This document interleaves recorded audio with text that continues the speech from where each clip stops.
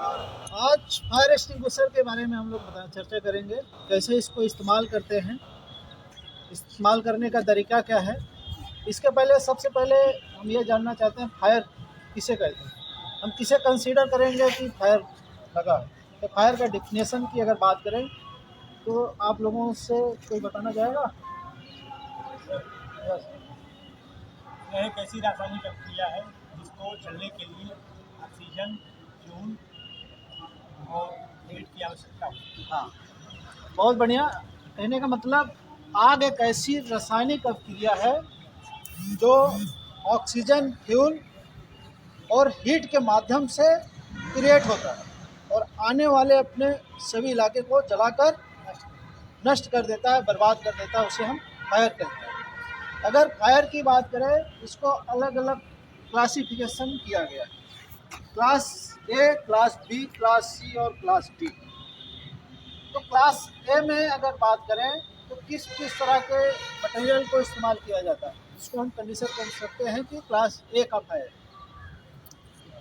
Paper, लकड़ी, गत्ते, कोयला, इस तरह की जो आग है उसको हम क्लास ए में कंसीडर करते हैं। क्लास बी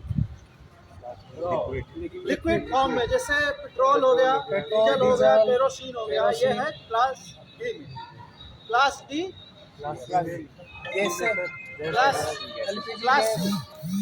क्लास सी में आपका गैसियस फॉर्म में, जैसे एलपीजी हो गया, इस तरह की जो गैस है उसको हम क्लास सी में क्लासीफाई करते हैं। क्लास डी में आपका ठोस वस्तुएं हो गए, जैसे आयरन हो गया, स्टील हो गया, इस तरह के जो ठोस मटेरियल है उसको हम क्लास डी में क्लासीफाई करते हैं। क्लास इसलिए अलग अलग बांटा गया है फायर के दौरान, ताकि कभी भी आग लगे तो जो मटेरियल उसको बनाया जाता है आग को बुझाने के लिए, उस हिसाब से हम उसको वहाँ पर इस्तेमाल कर सकते हैं। तो ये जो है एक्सटिंग्विशर किसका है? डीसीपी पाउडर का। डीसीपी पाउडर जो है पूरा नाम क्या है? Dry chemical powder. इसको ABC टाइप का जो आग होती है उसमें हम इस्तेमाल कर सकते हैं। इस्तेमाल करने के तरीके कुछ होते हैं, कुछ फार्मूले हैं। इसमें हम पास का फार्मूला इस्तेमाल करते हैं। फर्स्ट पी से क्या करेंगे आप? ये जो पिन है इसको आप निकालेंगे, खींचेंगे, पुल द पिन। सेकेंड आप क्या करेंगे? Am the nozzle. आप जो भी बेस है, फायर बेस है, उसको एम करेंगे, एम द नोजल। थर्ड क्या करेंगे? हाँ, इसको आप क्या करेंगे? स्विप करेंगे, इसको दबाएंगे ताकि यहाँ की गैस जो है प्रॉपर निकल सके। उसके बाद लास्ट यस से क्या करेंगे? स्विप साइड टू साइड, जो भी ऑब्जेक्ट होगा उसको साइड टू साइड स्विप करेंगे। तो ये पास के फार्मूले के तरह से इसको इस्तेमाल करना है। कोई भी कहीं भी ऑफिस में हो, आप किसी कॉर्पोरेट में हो, कहीं भी हो, ये फायर एक्सटिंग्विशर जरूर होना चाहिए। इवन आपके ये घर में भी होना चाहिए, क्योंकि किचन के दौरान कभी कभी आपने देखा होगा कि गैस सिलेंडर जो होता है वहाँ आग लग जाता है। तो सभी के घर में नॉर्मली 5 से 6 केजी का एक एक्सटिंग्विशर होना बहुत ही ज़रूरी है, क्योंकि ये प्राथमिक तौर पे आग बुझाने का काम करता है। तो इस तरह से आप इस्तेमाल करते हैं। इसको इस्तेमाल करना बहुत ही ईजी है, समझ रहे हैं? आप पिन को निकालना है, सीधा एम करना है, इसको स्विप करना है, इसको प्रेस करना है, उसके बाद स्विप करते रहना है। ठीक है, बहुत ईजी हो जाएगा ना? ठीक, जहाँ कहीं मौका मिलता है, आप कहीं भी जाते हो, लोगों को बताना है। अपने घर में भी इस तरह से एक एक्सटिंग्विशर रखना है, ताकि कभी भी प्राथमिक तौर पे जैसे ही आग लगे आप तुरंत इसको, बच्चे भी इस्तेमाल कर सकते हैं, इसमें कोई दिक्कत नहीं। बहुत ईजी यूज है इसका, कोई दिक्कत नहीं है। बस पिन निकालना है, स्विप करना है। ठीक है, तो यहाँ तक कोई डाउट?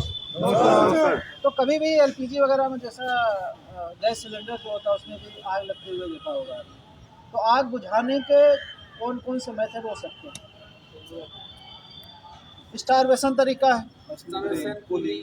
हाँ, कूलिंग तरीका है, स्मूदरिंग तरीका है। स्टारवेशन में आप क्या करते हैं, जो भी ईंधन होता है उसको हम आग से अलग कर देते हैं, कहीं कटाव कर देते हैं। मान लीजिए एक खेत में कहीं आग लग गई, लगती है गेहूं का खेत वगैरह में आग लग जाती है, क्या करते हैं, वहाँ से दूसरे खेत की कटाई शुरू कर देते हैं ताकि वो आग आगे ना बढ़े। ये स्टारवेशन तरीका हो जाता है। दूसरा कूलिंग मेथड, यानी किसी पानी के माध्यम से उसको हम ठंडा कर देते हैं, तापमान वहाँ पे कम हो जाता है, तो वहाँ पर भी आग बुझाई जा सकती है। जैसे स्मूदरिंग मेथड, जैसे गैस चूल्हे में आग लग जाती है तो उसमें क्या, एक ब्लैंकेट लिया आपने, ब्लैंकेट से उसको गला घोट दिया उसका, यानी वो स्मूदरिंग हो गया, मतलब गले घोट के उसका ऑक्सीजन लेवल को हमने कट ऑफ कर दिया।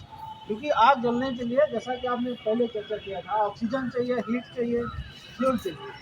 अगर किसी एक चीज़ को आप उसमें से कट ऑफ कर देते हो तो फिर आग आसानी से बुझ जाती है। तो अगले क्लास में हम आप लोगों को बताएंगे कि आग में अगर आप जल गए तो कैसे प्राथमिक उपचार के तौर पर हॉस्पिटल जाने से पहले किसी को ट्रीटमेंट दे सकते हो। कि जब तक हॉस्पिटल ना पहुंचो आप, किसी भी विक्टिम को अगर जल गया है तो कैसे आप बिना कोई ट्रीटमेंट किए, यानी कोई भी दवा दिए बगैर, कैसे घरेलू संसाधन के माध्यम से आप उसको प्राथमिक उपचार दे सकते हैं जब तक वो हॉस्पिटल ना पहुंचे। तो आज के लिए इतना ही। Thank you for